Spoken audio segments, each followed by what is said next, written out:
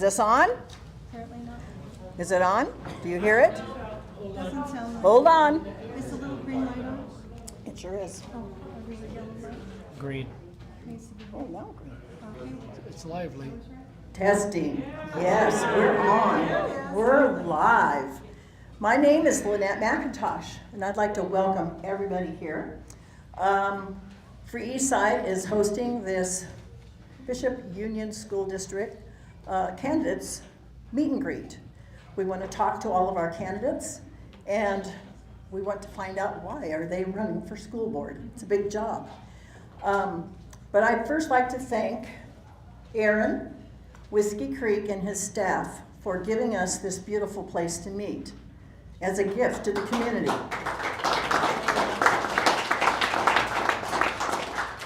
Thank you, Aaron, and I bug that man in the corner all the time. He's my new best friend. And I'd also like to thank my group, my team that helped put this together today. Raise your hand if you were here at 12 o'clock today to help me.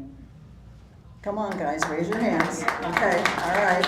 Thank you so much. Really appreciate it.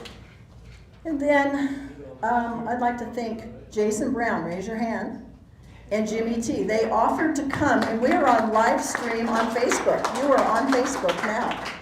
And he's also going to make a recording, and it will be available on his Laughing Parrot, and it will be, you can watch it by way of YouTube. It's a YouTube channel, and he'll send that to me, and I'll get that notice out so you can watch it again later, which thank you so much. He does a great job for the community. He's been interviewing candidates and for all of the November election for school board, city council. He does it every election cycle. So what we'd like for you to do now, we'd like for you to stand up, and we are going to say the flag salute. And this is Tyler Beadle. He is going to lead us. And I'm not taking my hat off because it's jewelry. Over here, Tyler. You want me to hold it? Yes. All right. All right. I pledge allegiance to the flag of the United States of America and to the republic for which it stands, one nation, under God, indivisible, with liberty and justice for all. All right, cool. Here you go. So first of all, I would like to introduce our school board candidates for Bishop Union School District. Over here, on this side, we have Steve Ilya, and we have Karen Keene, and we have Michelle Mulligan, and we have Jamie Morley. And these are our candidates for tonight. And this is what we're going to do in the first part. This is part one. Each candidate is going to come up. They have 5 minutes. They are going to introduce themselves, talk a little bit about themselves, their campaign, but they have 5 minutes. And we have a timer. Raise your hand, timer. This is Kelly Brown. She's our timer. And when they get close to the end of their time, she's going to put 30 seconds. The worst thing about doing public speaking is when someone flashes a 30-second, 1 minute. They keep flashing cards at you. So we want you to be comfortable with your time. So we're going to, what we've decided to do, we're going to take alphabetical order. We're going to start with Steve, and then Karen, and then Jamie, and then Michelle. And then when we do part 2 of our program, which will be the question format that you have on your seats, we're going to reverse that order. So Steve is going to come up, and he is going to be our first candidate, and he's going to talk to you for 5 minutes on why he's running and what he wants to do and who he is. Yeah, thank you. Get everything out of my hands here.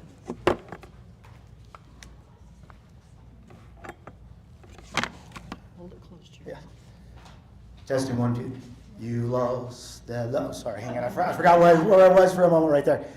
I'm going to go ahead and set my timer too because it helps me with pacing. So if you could tell me when my 5 starts. Yeah. Boom.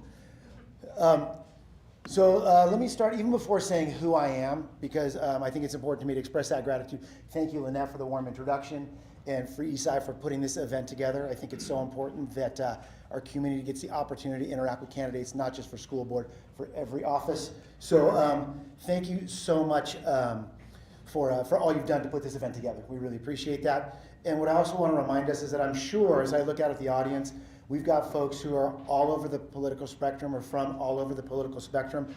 But I do know that the reason every single person is here tonight is that we all want what's best for kids. And so I hope as we engage in conversation tonight and question and answer, that we're all remember to keep that at the center of things, because that's what connects us, and what connects us is far stronger than what divides us, and that is our love for kids. My name is Steve Elliott. I'm our current school board president. I've been the school board president for the last 2 years. I've been this will be if elected, this will be my third term on the school board. And before that, I was in our Bishop school system, 15 years as a public school teacher at our high school. I taught English, AVID, a college and career readiness program, and peer mediation as well, before moving on to working for AVID Center. So I've spent my life as an educator. I've lived in Bishop for almost 30 years now. I can't believe that I can even say that. Right? 30 years seems like such a long time, although for many of you who've been here for generations, that's a blink of an eye. But my kids have, 3 out of the 4, I'm part of a blended family. 3 out of the 4 of my kids have gone through the public school system here. One was too old for that, but my two youngest, all years of school here in Bishop. And then when I blended my family, my stepdaughter came and started at 7th grade. And so I've been a huge advocate of the public schools here, not just because I've worked in them and I serve as a school board member, but also because I see what our schools do for my kids each and every day. When I think about what the future holds for the school board, I know that I have 3 specific things I'm focused on that I want for our schools in the next 4 years. I would like us to focus on safety, on student success, and a culture of excellence. And let me unpack a little bit to tell you what I mean by that. When I talk about safety, of course we want to make sure that it's a non-threatening environment for all of our students to come to school in. But these days, I'm specifically focused on our facilities. I want to make sure that our campuses are not just clean, but they're safe for all of our students. When they're coming into classrooms and it's raining, we don't have teachers moving buckets around and ceiling tiles falling down. When they're going to classes in the main building, that electric is so old. We've got concerns now around possible fires, possible electric issues, possible plumbing issues. And that's why I think it's also important that you know where I stand as a school board candidate. I'm speaking now as a candidate on our bond measures. There's 2 school board bond measures that are on the ballot, and I'm absolutely in favor of those, because without those, we are not going to have access to the funds we need to give our kids the kind of schools they need so they can thrive, and our teachers the kind of schools they need so they can be their best professional selves. Secondly, I'm worried about student success. At the elementary school, what that means is we've got to maintain our focus on reading and math. And we've been seeing some great improvements happening at our lowest grade levels. We need to continue to capitalize on that, focusing on those basics. So as those students progress through the grade levels, they can stand on the shoulders of those fundamental skills they're getting at those early grade levels. In middle and high school, we've got to make sure there's great career pathways for our students to follow. Our CTE, Career and Technical Ed, we've got to have a strong program there that ends in certificates and maybe even AA degrees before they're graduating, as well as making sure that more of our classes are A through G, college eligible classes. We've got so many kids who are 1 class or even 1 grade away. Change 1 D to a C, and all of a sudden they've opened the door to college eligibility. And last but not least is we need to have a culture of excellence. And what I mean by that is I want our schools to be championship level schools. I don't want us to do our best for kids. Our kids deserve the best. I want to drive by and I want to see banners, Title I School of Achievement, National Demonstration School, California Blue Ribbon School. That's the standard that I want us to achieve, and though we're not there today, I'm confident that together we can get there. It also means holding high expectations for our kids in the classroom. We want them to know the rules, and we want them to follow the rules.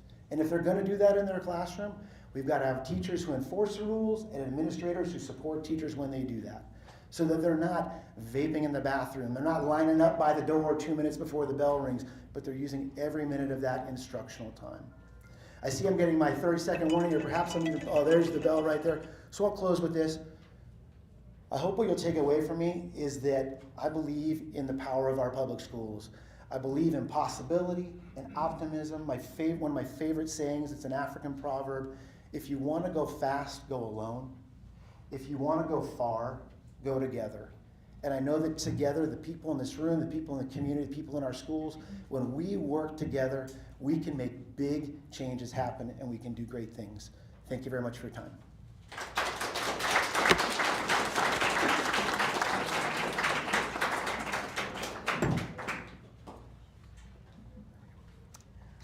We have to give all of our candidates a proper introduction, and this is candidate Karen Keene.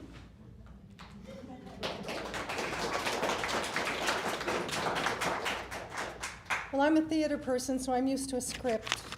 So I have that. About a year and a half ago, I heard two powerful women speak. One was a very conservative Republican, the other a Democrat. But both of them had the same message, and that was that it's now the time to step up and serve your community and thereby serving your country. It really touched me, and I thought, well, I'm an educator, so how can I help with educating besides the volunteer work that I do? So when I saw that there was going to be a vacancy on the school board, I thought, well, I have to run. I'm many things. I'm a wife and a mother, a singer, an actor, an Olympian, and a volunteer, among many other things. But mostly, I'm a professional educator. I taught in the classroom for 37 years, 33 of which were right here in Bishop.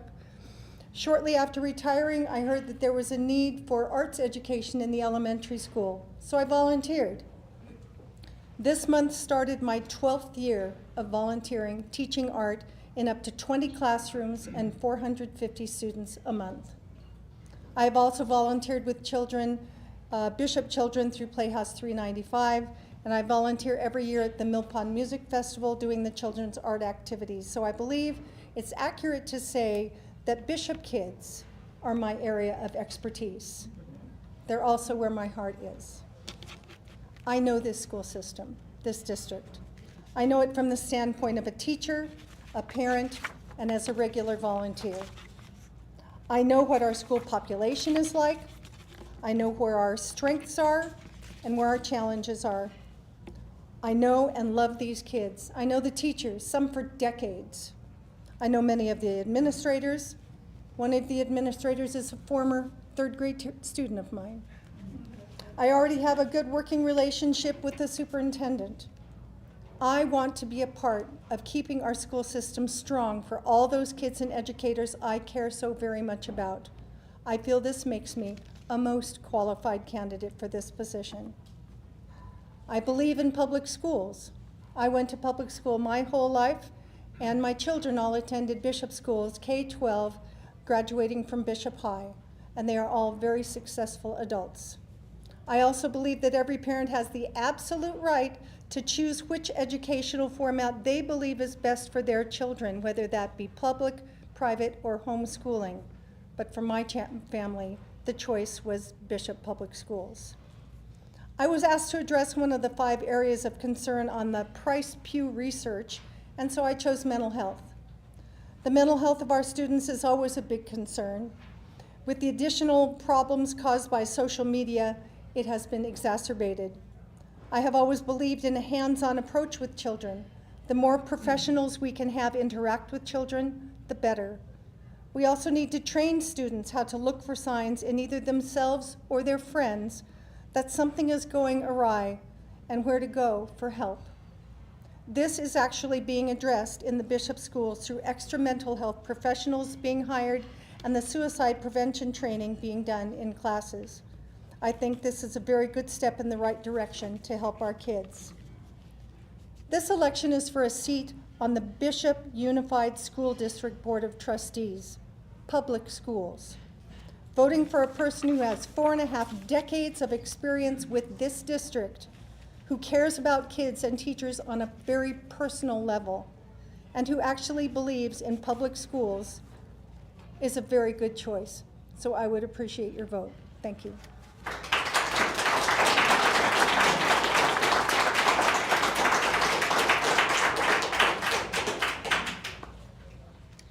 And now we have Jamie Morley.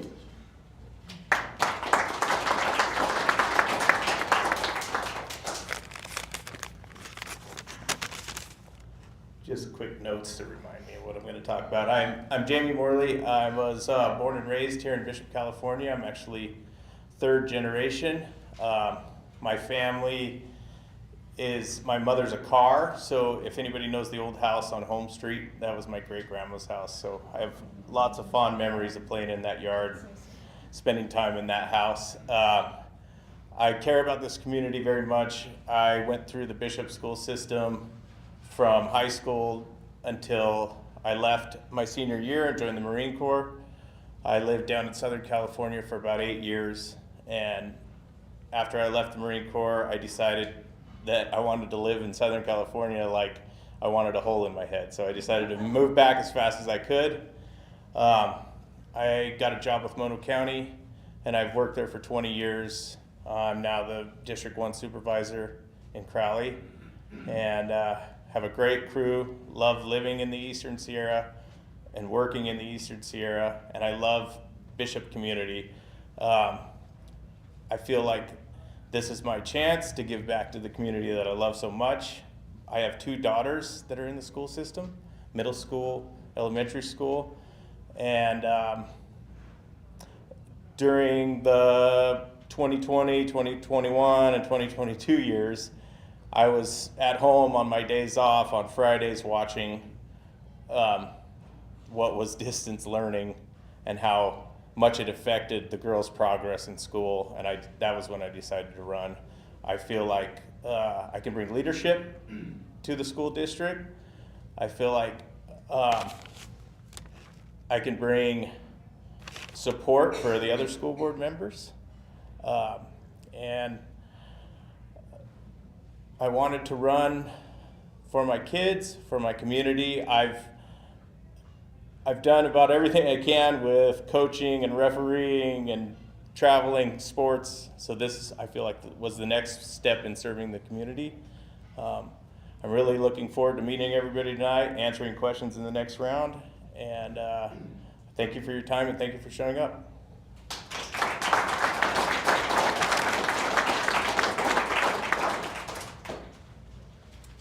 And last but not least, Michelle Mulligan.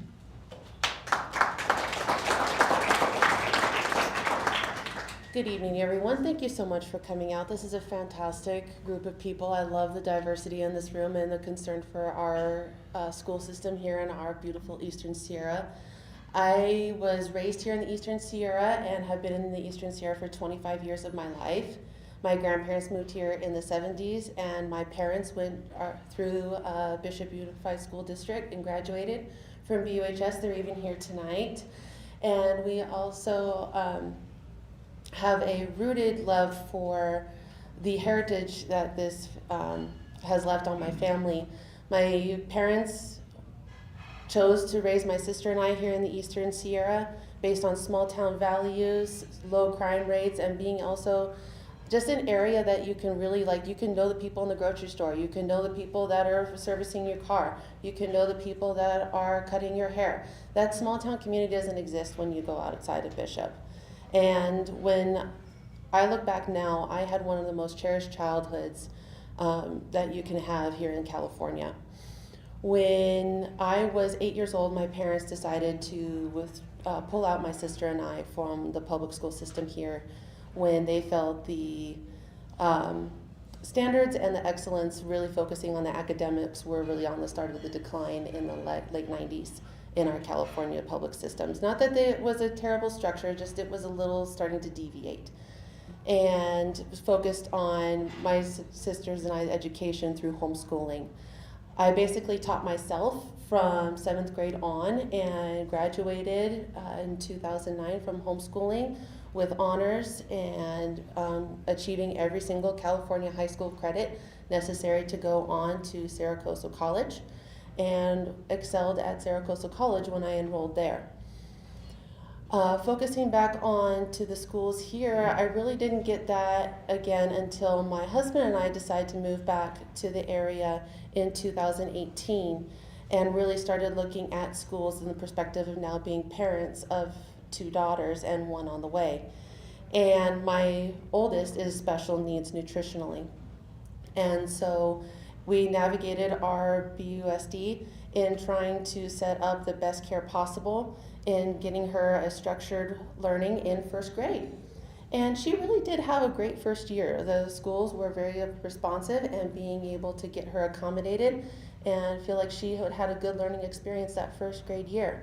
However, what became a challenge for her father and I was we weren't sure what the students were going to think of her through the school system, as we heard in the coming grades of 3rd, 4th, and upper elementary, and maybe even to high school and on, for the bullying.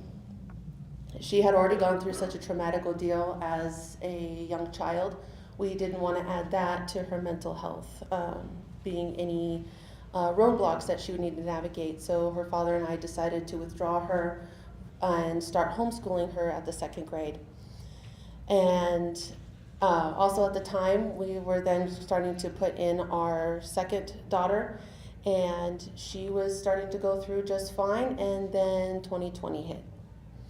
And she was in 1st grade, and my 2nd is also slightly special needs with respiratory. She's a cleft child, and she's deflated on one side. She doesn't breathe as well when she has a mask on. And trying to navigate the distance learning and all that first year, I understood. It was like, okay, distance learning, we're still trying to figure all this out. But once it came to the fall and trying to have, would then be a 2nd grader with glasses and a mask and such a small face, and she already challenged respiratory-wise, why couldn't I get her an exemption? I talked with the administration, I talked with her doctors, I even talked with her specialty doctors down south. They would not sign it for her, but I was not in a place that I could take her on as a homeschool as well. So I went before the board and petitioned, what would this be able to do? And it was at that point that I realized that parents' voices weren't being heard. And so what's motivated me to run for school board this year is to try to get the voice of our parents, of our hardworking locals, to the vision of our school, through the vision of our schools, on our campuses, and through our kids to be heard. Thank you.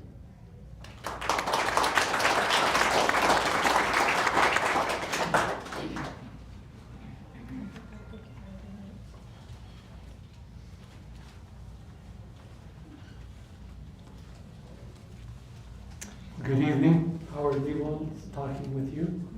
I see familiar faces, that makes it pretty special to be here. Those questions that were on your seat when you came in, the 4 candidates have had those for a week. We felt like it was important, subcommittee of Free Eastside, to invite our candidates here to speak, but not to any gotcha questions. So they've had the question that you have in front of you for this past week. I think that it would be helpful for you, if you have not already quickly skimmed it or looked at it, to perhaps use that during the meet and greet. If there's something that stimulated some thought on your behalf, I think the candidates would be well qualified to talk about it. However, there's a whole lot more going on in the public schools than you have on that question. This gives us just a focus time, and you can read it at the bottom of your sheet there. I'm going to read it once through for the candidates, just to refresh. They've been encouraged to select any one, maybe 2, something that strikes their heart, their fancy, their dedication, their platform, and then speak to you about it. That might give a little more personal look to our meet and greet tonight. Our school board candidates have to look at things like staffing, sports, graduation rates and preparation, curriculum, the policy book, which seems to grow larger year by year, the curriculum annually to be reviewed. It's not just the question. However, from what I've seen in the years that I was with the school districts, I never faced anything like COVID, and neither did you. It doesn't matter which side of the spectrum of political you're on, you were affected by COVID. Whether you're the parent, the grandparent, the neighbor kid, wondering what is going on with our children. Well, our school board had to deal with the same thing, except they had to face the public in their decision making. Well, in making up a question for tonight, we didn't want any gotchas, so we went to the USC School of Public Policy. It's there on your question. We went to Pew Research. We took a look at national trends in education. We looked at state trends as reported not by the Looney Bean, although I love Looney Bean, as reported by research. And it's interesting what came out of those two research areas regarding what COVID did to the public schools of the United States of America. I don't know what happened with the rest of the world. I know that this research was very interesting. You can see those 5 areas were mentioned in both researches. Pretty dramatic effects. So, now our school board candidates are going to deal with those because they want to pull all of us out of what the effects of COVID were. They've got a big job over the next 4 years of their term in trying to put together a school district that Steve alluded to, of excellence, something that you can look at and say, that's our school. What was concerning to me is you were being, as parents and grandparents, disenfranchised during that 4 years of COVID. Not your fault, probably not 100% the school board's fault. But I could feel it. For whatever the reason, people would stop me and ask me what's going on. How come I can't address what's going on at school? I didn't have the answers. But I'm hoping that our 4 candidates have all the answers tonight for you. The interesting part to me is that there isn't anybody here that has not had a school experience. We haven't all been supervisors, and we haven't all been congressmen, but we all went to school. We all have a stake in what's going on and an experience. So, when you're talking with our school board candidates tonight, they know you were in school. You probably don't have to tell them about your 7th grade principal or vice principal that turned you over their knee. Nobody in here, of course, that never happened to you. It's those other kids that are causing the trouble. After our 4 candidates address any part of that, what we'll do is we'll stop. And because this is actually a meet and greet, I'm going to ask you to kind of push all the chairs towards the windows behind you. That will allow all of us to walk around the room without tripping over a chair. So the candidates will go where their signs are, and they're going to listen to whatever you have to say and try to answer the questions. We're going to reverse the order as we started. So, Michelle, I think you're up first, and see what you can do with this question. I'll read it one more time with your permission. You're all going to try this one. How will you as a school board member positively change this general Price Pew research result and address the parent dissatisfaction and rebuild the public trust in our schools.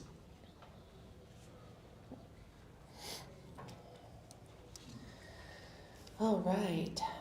Well, I am actually going to be addressing multiple facts in a reference to this research done by Pew,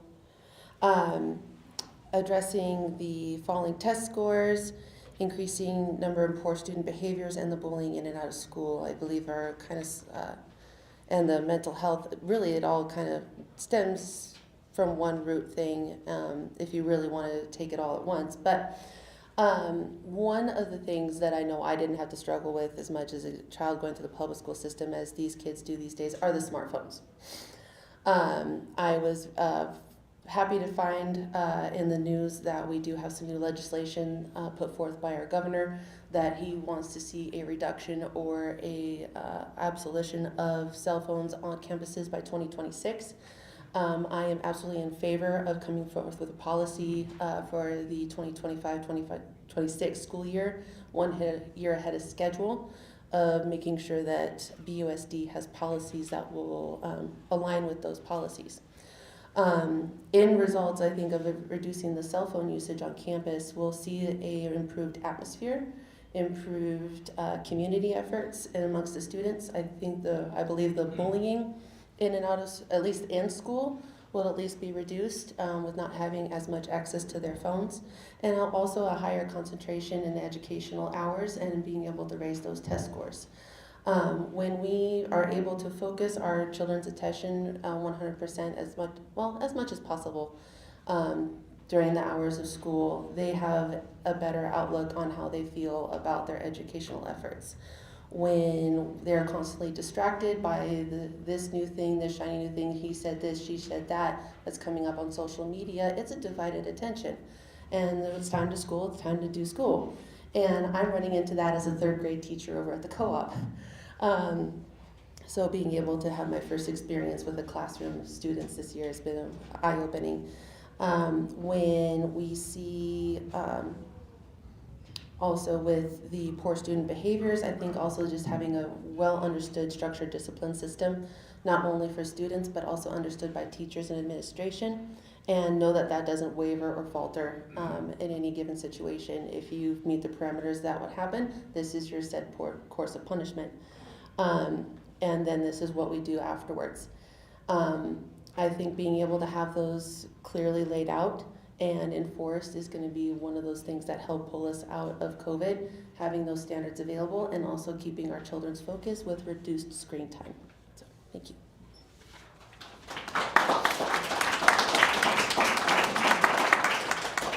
Okay, Jamie, you're next.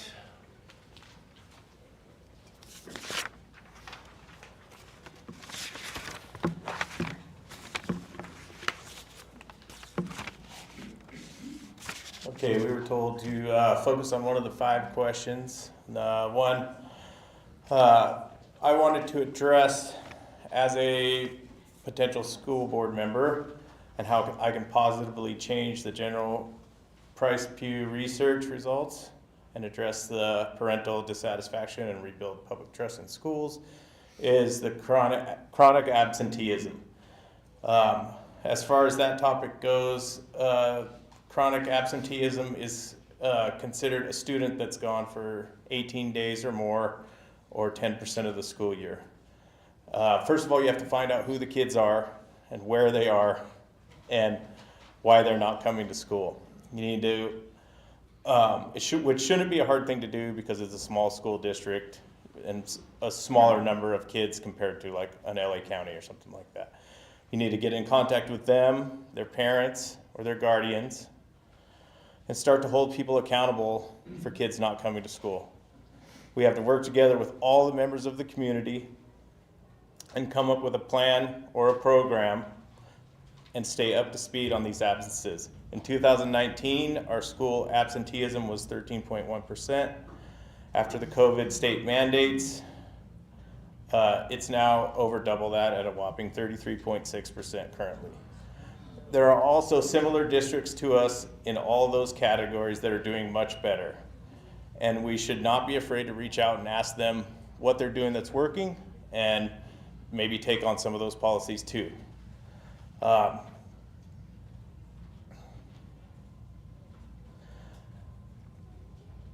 feel like this is one of the #1 problems that we're dealing with in our school system right now of many.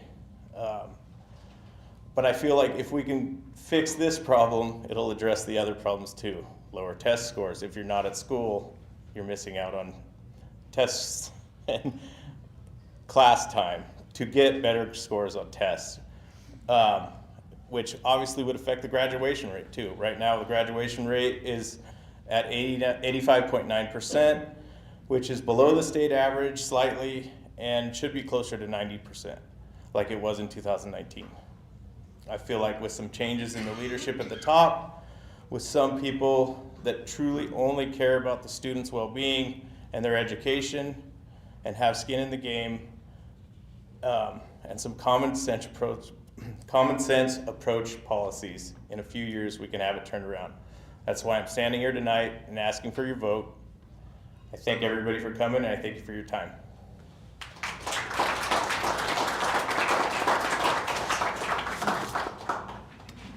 Thank you, Jamie. Karen, you're up.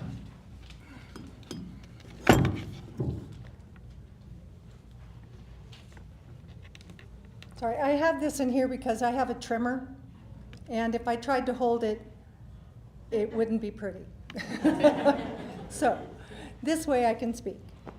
So, how do I positively change the general Price Pew research results? Well, I can't. They are results of tens of thousands of school districts across California and the nation. I'm not running for a seat on the state school board or anything national. I care about Bishop Unified School District and its data. One person, especially one person on a 5-person board, cannot make a national difference alone. The board has to work as a team.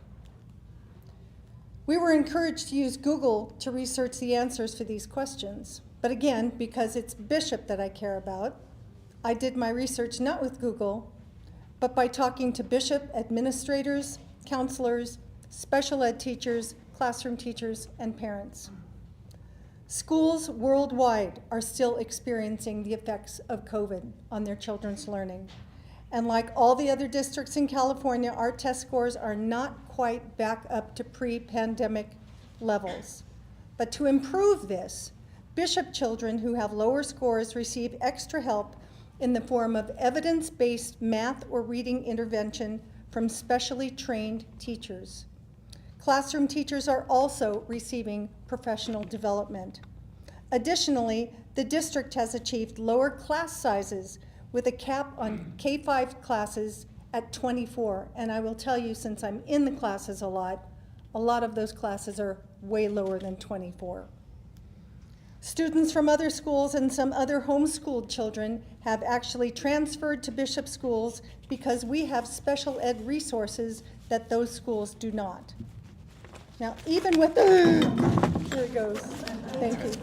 Okay, thank you. My hero. Even with all those challenges, last year, Home Street Middle School was recognized as one of the California's distinguished schools for its high test scores in reading and math, just last year. And Bishop High School just had 4 of its students receive College Board national recognition for exceptional achievement on PSAT, AP exams, and overall GPAs. One of those students was an Indigenous girl. Another one was a first-generation child. I think that's amazing. Our Bishop School Band went to Washington, D.C. last spring and marched in the Memorial Day Parade there.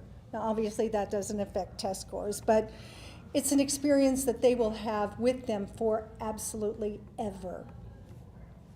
Mental and behavioral health has been a priority, with support being expanded, adding 2 more behavioral aides and an additional counselor who does art-based counseling.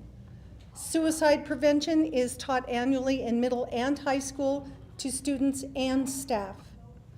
And though not officially part of the mental health curriculum, since I'm sort of an arts person, I think that the addition of 2 classes of performing arts and expanded music classes will also contribute to improving our students' mental health.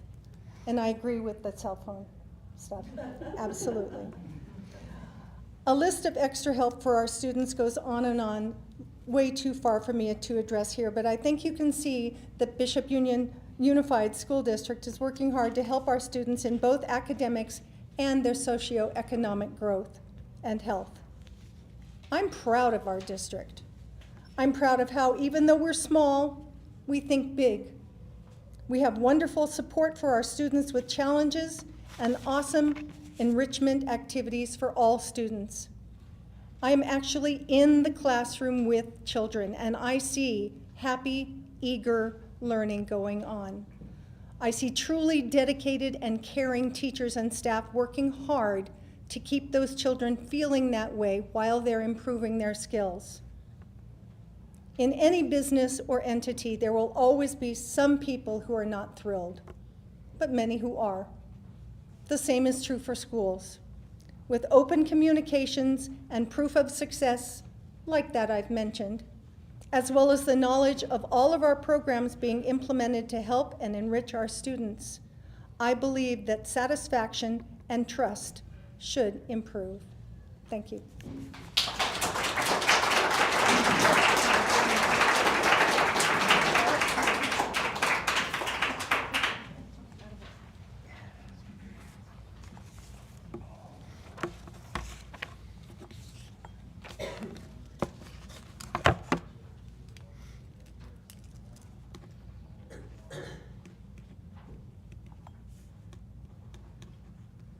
Teacher has to take notes.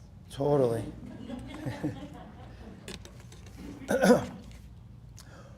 Well, and in fact, we good? Yes, okay, good.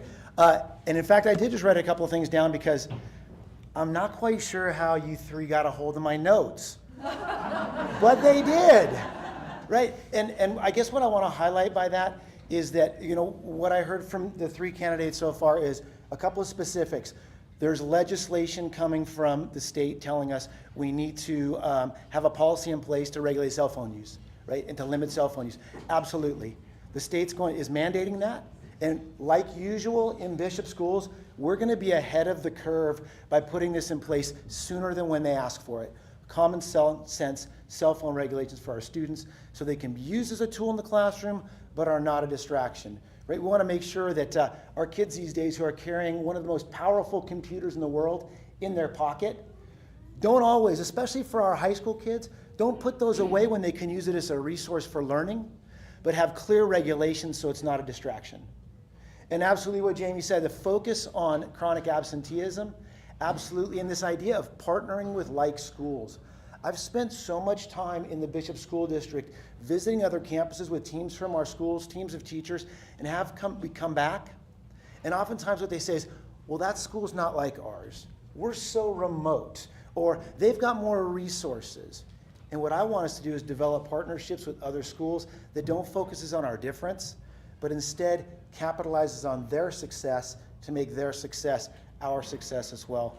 And then I kid you not, our list of successes, Karen and I, that we wanted to rattle off are so much the same, right? We were asked to address 2 things, the research and those 5 deficits, choosing one, and then also our public trust and rebuilding that. So I want to address both of those.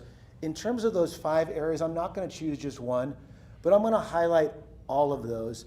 And the fact that we are seeing improving test scores. If we look at what's happening at the elementary grades, since COVID, we're seeing continued improvement, especially at those early grade levels. And if we can get those youngsters, those little ones, on track at grade level, reading and math by the 3rd grade, the success we're going to see at the higher grade level is going to grow exponentially.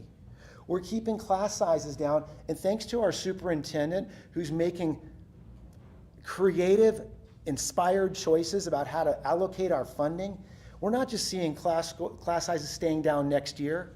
We're going to see a legacy of that for years. How can we continue funding things the way they are so class sizes can stay small? Since COVID, we've seen the largest growth in mental health services on our campuses than we ever have had on Bishop School. And it's not just on-campus counselors, but it's partnering with external organizations. If we look at our clubs at the elementary school and the middle school and the high school, there is something for every student on campus. If you play video games, if you play chess, if you ride mountain bikes, if you like to fish, there's almost something for every student to be involved in. So while of course we want to be focused on them excelling academically, we know that so many kids are coming to school for those other activities, for the things they get to do because they're in school, playing in sports, being in clubs with their friend. And we've seen a continued growth over that since we came back from COVID. We keep investing in our teachers, in training, getting trained in trauma-informed teaching practices. We heard mentioned suicide prevention training, crisis management training. We need to keep investing in teachers and keep doing that work. Many of you might know this already. Thank you to Chief Durr and the Bishop Police Department. We just finalized a partnership with them, and we have a full-time school resource officer coming back on campus. I think he started last week, I think, or maybe starting this week. And again, through creative partnerships and funding, we're going to continue that for the long term. It's not just a one and done. If we look at our after-school programs, we've got the Rams Club. We've got Bishop After School Program. We've got partnerships with our Eastside Student Center that are going to higher grade levels for after-school programs for our kids. So the kind of supports that we're creating, the types of things that are happening in our classrooms, when I cross over those successes to how do we build public trust, I think we need to do a better job at telling our story. Right? Because if y'all don't know about those things that are happening, I could see how you'd be really worried about what's going on. Because every single person in this room is worried about our kids' well-being. So what we need to do is make sure that we're opening the doors of our boardroom, that we're getting the publications out so you can know about those successes. You can partner with us in building more of those, because as I said in my introduction, this is not work we do by ourselves. As a board, we set the vision. We're responsible for the financial management of the district, and we appoint the superintendent, but our successes are things that we make as a community, as parents and educators together. Thank you so much for your time.